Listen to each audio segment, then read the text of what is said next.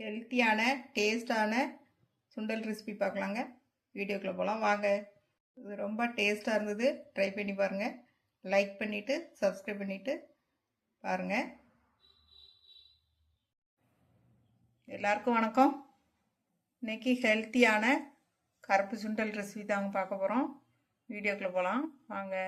அதுக்கான கருப்பு சுண்டல் நனைய வச்சு வேக வச்சு எடுத்துக்கலாம். இது வந்து நைட்டே கருப்பு சுண்டலை ஊற வச்சாச்சு. தண்ணி ஊற்றி வேக வச்சுக்கலாம். சுண்டலுமே வந்துருச்சு. இதை வடிகட்டி எடுத்துகிட்டு வந்துடலாம்.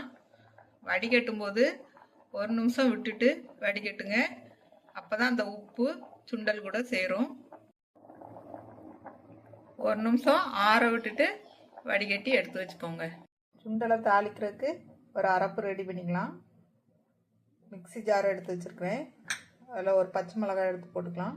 பச்சை மிளகா கொஞ்சம் காரமாகவே இருக்கும், அதனால் ஒரு மிளகாய் சேர்த்துக்கிறேன். அப்புறம் ஒரு பல்லாரி கட் பண்ணி வச்சுருக்கிறேன், அதையும் சேர்த்துக்கலாம். தேங்காய் ஒரு பாதி முறுக்கி கொஞ்சம் கம்மியாக எடுத்துருக்குறேன், அதை சேர்த்துக்கலாம்.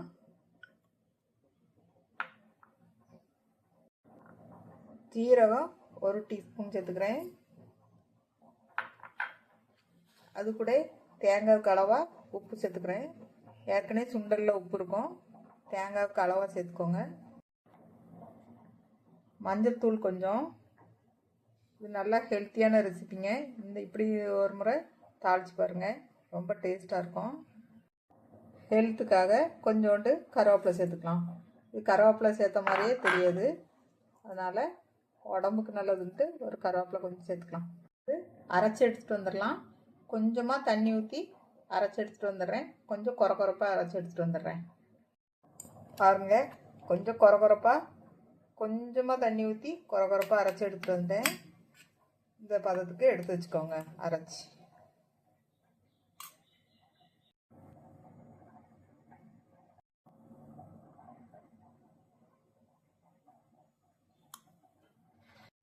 தாளிப்புக்காக கடாய் எடுத்து வச்சுருக்கேன். அதில் தேங்காய் எண்ணெய் கொஞ்சம் ஊற்றிக்கலாம்.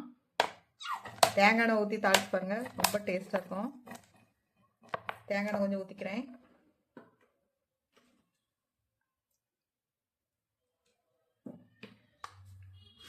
கொஞ்சமாக கடுகு சேர்த்துக்கலாம். கடுகு நல்லா பொரிஞ்சிருச்சு. கருவேப்பிலை ஒரு சின்ன வரமிளகா போட்டிருக்கிறேன். சில்லி போடலை, நான் பச்சை மிளகா அரைச்சி வச்சுருக்கேன், அதனால் முழு மிளகா போட்டிருக்கேன் ஒரு வாசத்துக்காக. அப்புறம் உருட்டு கொஞ்சம் எடுத்துக்கலாம். தாளிப்பு எடுத்து போட்டுக்கிறேன். கொஞ்சமாக உளுந்து போட்டுக்கிறேன். கொஞ்சம் பொன்னிறமாக வதக்கிக்கோங்க. நிறமாக வதங்கிடுச்சு.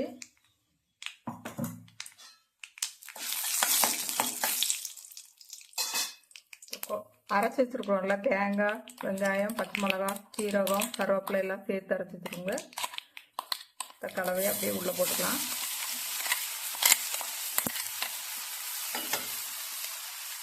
பாருங்கள், நல்ல வாசம் சூப்பராக இருக்குது. கொஞ்சம் பச்சை வாசனை போகிற வரைக்கும் வதக்கிக்கலாம்.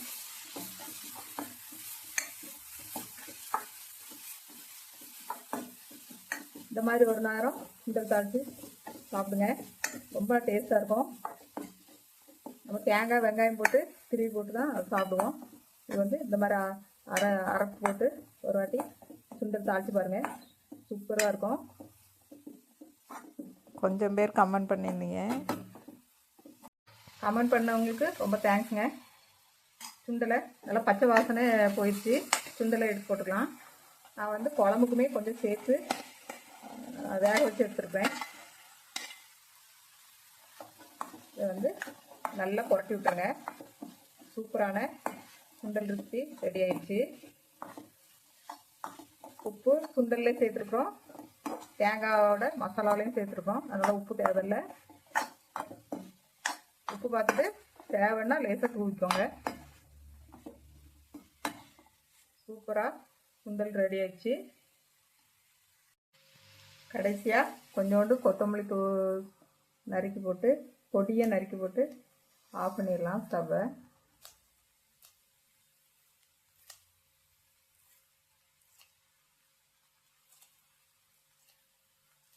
அவ்வளோதாங்க, சுண்டல் ரெடி ஆயிடுச்சு.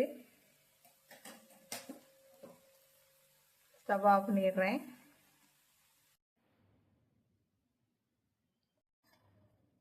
சூப்பரான சுண்டல் ரெசிபி ரெடி ஆகிட்டுங்க. டேஸ்ட் பார்த்து சொல்கிறேன். டேஸ்ட்டு ரொம்ப சூப்பராக இருக்குது. உப்பு காரம் எல்லாம் பர்ஃபெக்டாக இருக்குது. இந்த மாதிரி சுண்டல் ரெசிபி பண்ணி சாப்பிடுங்க. சாப்பிட்டுட்டு கமெண்டில் சொல்லுங்கள் எப்படி இருக்குதுன்ட்டு. இந்த வீடியோ பிடிச்சிருந்தா சப்ஸ்கிரைப் பண்ணிக்கோங்க. இந்த வீடியோ பார்த்த எல்லாருக்கும் நன்றி. வீடியோ பார்த்துட்டு ஒரு லைக் பண்ணுங்கள். ரொம்ப டேஸ்ட்டாக இருங்க, ட்ரை பண்ணி பாருங்கள். வீடியோ பிடிச்சிருந்தா கமெண்ட்லேயும் சொல்லுங்கள்.